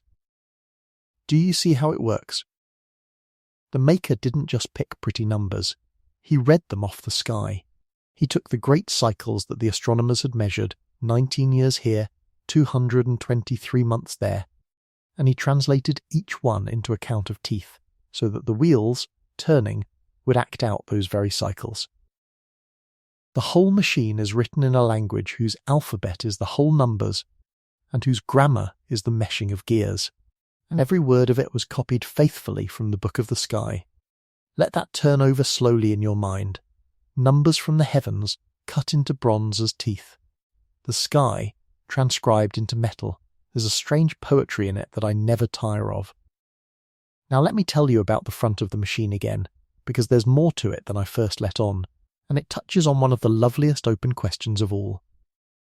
On the front dial we said the sun and the moon moved through the zodiac, but many scholars believe, and the hidden inscriptions seem to support this, that the machine also showed the 5 planets known to the ancients: Mercury, Venus, Mars, Jupiter and Saturn. Each of them a wanderer, each of them moving through the zodiac at its own pace, each of them performing that strange backward loop, the retrograde, every so often. And to model a planet, to make a pointer that speeds up and slows down and even appears to reverse, just as the real planet does against the stars, is a far harder thing than modelling the sun or even the moon. It requires additional gearing, clever gearing that has mostly not survived, because the front of the machine is the most damaged and most incomplete part of all that came up from the sea. So we are left to wonder, did this machine, or one like it, carry pointers for all 5 planets, gliding and looping through the zodiac in a shimmering mechanical dance? Many think so. The inscriptions mention the planets. The Greeks certainly had the astronomical knowledge to attempt it, and if it did, if the front of this box, when it was whole and new, showed not just the sun and moon, but all 5 wandering planets, each turning at its own rate, each looping back in its season, then it was a fuller and more astonishing model of the cosmos than even Derek Price first imagined. A whole solar system, of a kind, turning in a box the size of a large book, 21 centuries ago. We may never know for certain, because those particular gears are lost to the sea.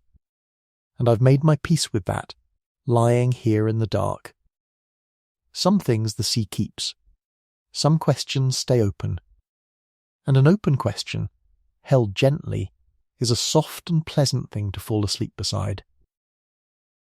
Let me tell you too about the inscriptions themselves, the writing on the machine, because the reading of them is a quiet marvel of its own. When the scans finally revealed those thousands of hidden Greek letters, teams of scholars set about the painstaking work of deciphering them, letters worn and broken and buried, some no more than a fraction of a millimetre tall, engraved with a fine tool by a careful hand 2,000 years ago. And what they found was in effect a description of the heavens and a guide to the machine, all woven together. There were the names of the months. There were the names of the games on the little Olympiad dial, Olympia and Nemea, and Isthmia, and Pythia, the great festivals of the Greek world. There were descriptions of the risings and settings of particular stars through the year. There were the little eclipse glyphs and their notes about timing and colour. And there were passages that seemed to describe the motions of the planets and the display on the front of the machine. It is, taken all together, the most substantial piece of ancient Greek scientific writing to survive on any object of this kind, a text we would have no other way of reading, preserved by the very corrosion that hid it, revealed at last by machines its makers could never have dreamed of.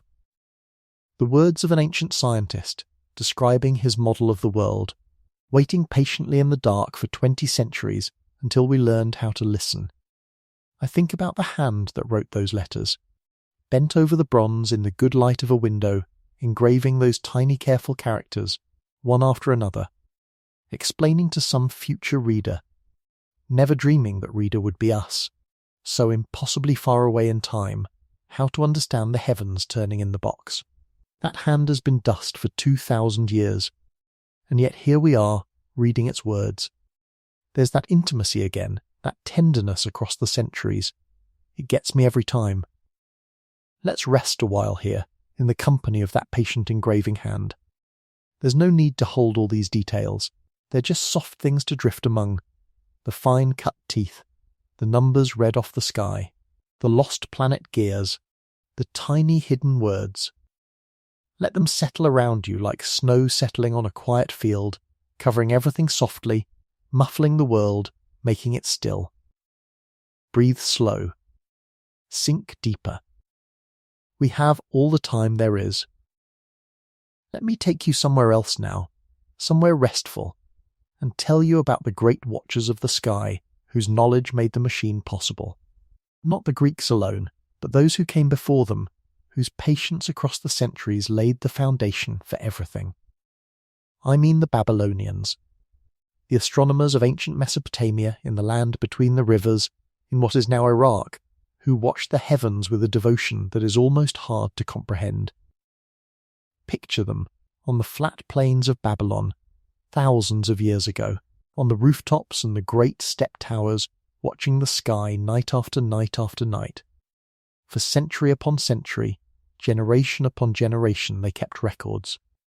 They wrote down, on tablets of soft clay pressed with a reed stylus and then baked hard, exactly what the sky did. When the moon rose, when it was full, when an eclipse came, and how long it lasted, and how the moon looked, where the planets stood against the stars. They kept these records not for a year or a decade, but for hundreds of years, a vast unbroken chain of observation passed down from watcher to watcher, an accumulation of data so long and so patient that no individual could ever hold it, only the tradition itself. And out of that immense patience, they found the cycles. They found the Saros, the great 18-year rhythm of eclipses, precisely because they had watched long enough to see it repeat, and repeat, and repeat. You cannot find a cycle of 18 years by watching for a season. You can only find it by watching for lifetimes, and writing it all down, and trusting those who come after you to keep watching still. And the Greeks inherited this treasure. When the Greek world spread east after Alexander, it met the ancient learning of Babylon, and the Greek astronomers, Hipparchus among them, took up those centuries of Babylonian records and studied them and used them. The Saros cycle in our machine, that beautiful coiling eclipse predictor on the back, that cycle came, at root, from the rooftops of Babylon, from all those anonymous watchers pressing their observations into clay under the same wheeling stars. So when you turn the handle of the Antikythera mechanism and the pointer creeps around to a month marked with an eclipse, you are in a way holding the fruit of thousands of years of human watching. The patience of Babylon, distilled into the Greek machine, cut into bronze teeth. All those long nights on all those rooftops, all that faithful writing down, gathered up at last and made to turn at the crank of a handle. It's a kind of monument, the machine, a monument to patience, to the long, slow labour of paying attention to the sky. I find something deeply restful in that thought. The idea that knowledge is patient, that the greatest discoveries were not sudden flashes, but the slow accumulation of small faithful acts. One more observation, one more night, one more tablet of clay, across more years than any single person could live. There's no hurry in it. There's no anxiety in it. Just the quiet, steady, trusting work of watching and writing down and passing it on. It's the very opposite of the rush and clamour of the day you've left behind, and it's a lovely thing to fall asleep inside of, that long, calm, patient watching of the sky, going back and back and back into the deep past. All those quiet observers on all those dark rooftops, keeping their gentle vigil, so that, thousands of years later, a little bronze box could tell someone when the moon would go dark. Let me tell you now about the moon itself and its phases, because the little moon ball on the front of the machine is one of my very favourite details, and it's a soothing thing to dwell on. You know the phases of the moon, you've watched them your whole life, whether you've thought about it or not. The thin new crescent, a mere sliver in the evening sky just after sunset. The waxing moon, growing fuller night by night, climbing higher. The full moon, round and bright and serene, rising as the sun sets, flooding the whole night with its soft silver light. And then the slow waning, night by night, back down through the phases to the thin morning crescent. And then the dark of the new moon, when it hides itself entirely, and the sky is given over to the stars. It takes about 29.5 days, this whole cycle, this slow breathing of the moon from dark to full and back to dark. A month. A moon, the oldest clock there is, and the ancient maker built that into the machine, that little half-light, half-dark ball, turning slowly as you cranked the handle, showing exactly what phase the moon would wear on any given day. A tiny mechanical moon, breathing its slow silver breath in step with the great one in the sky. I think there's something wonderfully tender about that among all the grand calculations of the machine, the maker took the trouble to build a little moon and make it wax and wane, just so you could see it, not because you needed to. You could look up at the real moon any clear night. But because it's lovely. Because the moon is lovely, and the maker wanted a piece of that loveliness inside the box. I choose to believe that. I choose to believe the maker loved the moon the way people have always loved the moon, the way perhaps you've loved it, on some night standing at a window looking up, and built a little one, of bronze, to keep. Rest now with the moon. Let it be full and soft and silver in your mind, riding high in a clear dark sky, pouring its gentle light down over everything, over the quiet sea, over the sleeping islands, over the rooftops of Babylon and the workshops of Rhodes, and the wreck lying deep on its bed of silt, and over you, here, now, warm in your bed. The same moon, the very same moon that shone on all of them, shines on you tonight. It's a comforting thought, isn't it? Whatever else has changed across all those thousands of years, the moon is the same. It has kept its slow, patient rhythm through all of human history, waxing and waning, dark to full and back again, indifferent and constant and beautiful. And it will go on doing it, long after tonight, long after all of us. There's a great peace in that constancy. Let it hold you. We're deep into the night now, you and I. Deep into the story, and deep into the night. Your breathing has slowed, I hope.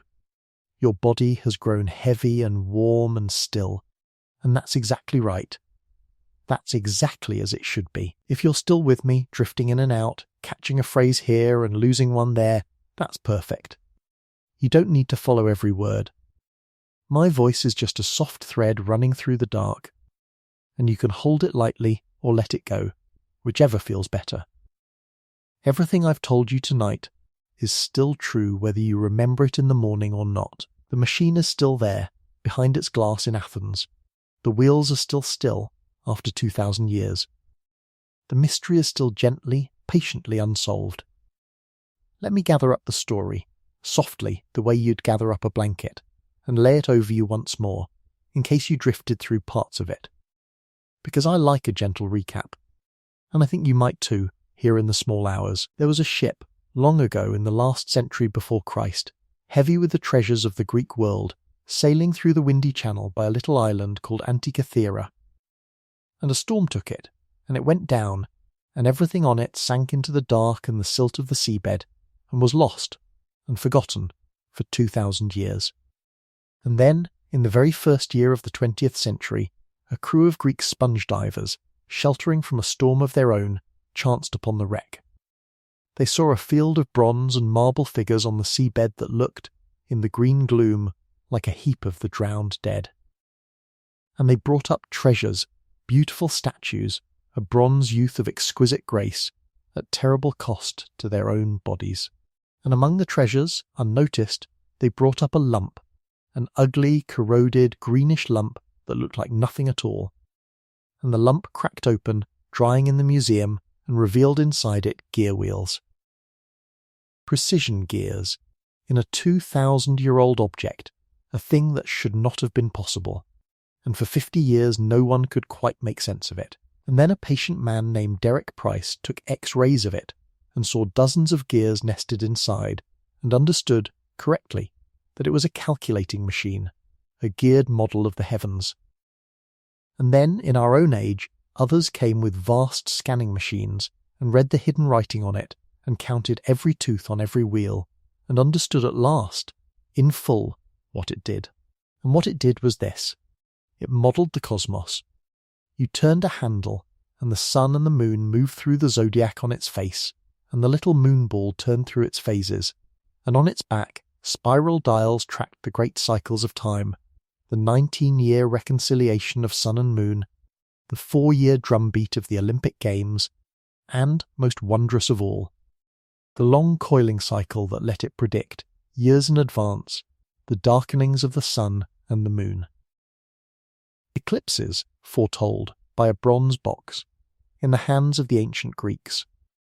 And who made it, we don't quite know, perhaps in the tradition of Archimedes, perhaps in the workshops of Rhodes where Hipparchus studied the moon, perhaps by some unknown master whose name is gone forever, and why nothing like it appears again for over 1,000 years, that too, we don't quite know.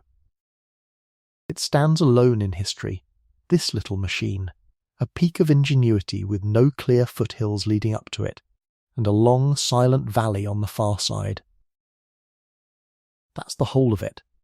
That's the story of the 2,000-year-old computer pulled from a shipwreck that no one can quite explain.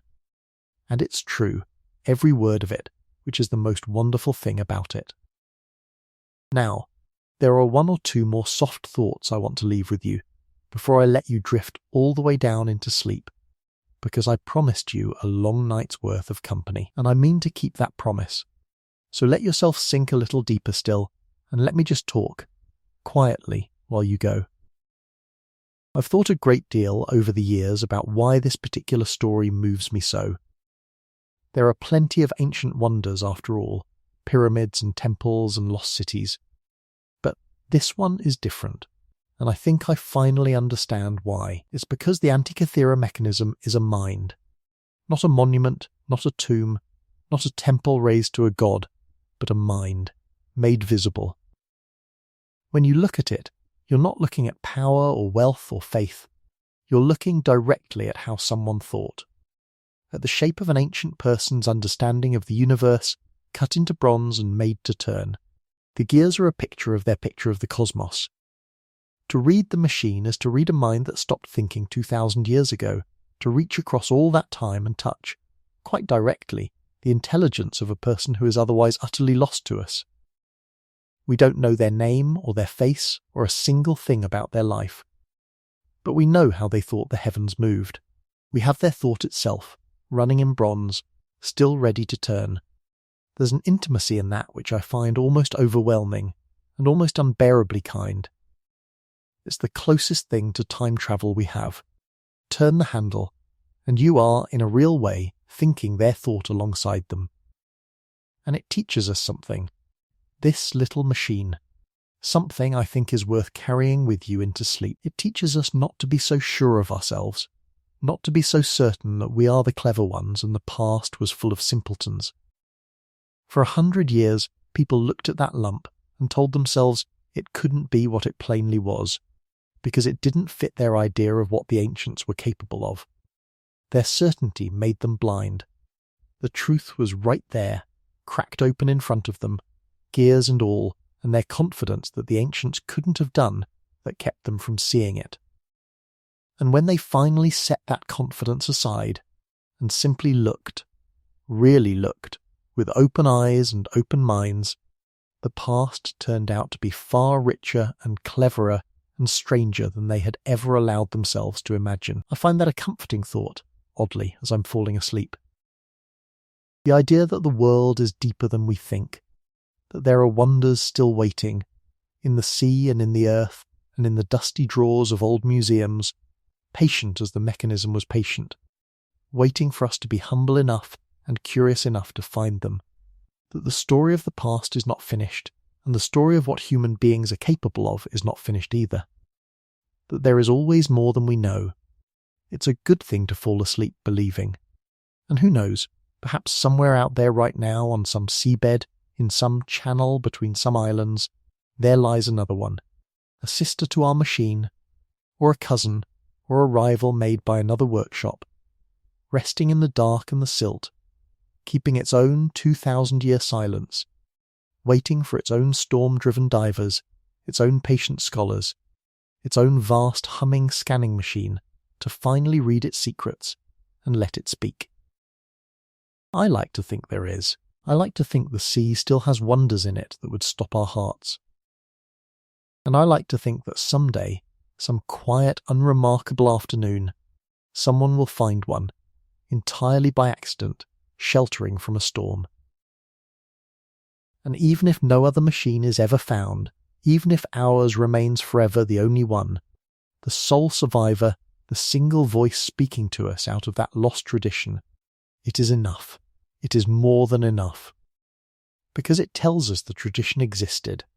It tells us that human beings, more than 2,000 years ago, looked up at the sky and were not content merely to wonder at it, but set out to understand it, to measure it, to capture it in number and then in bronze.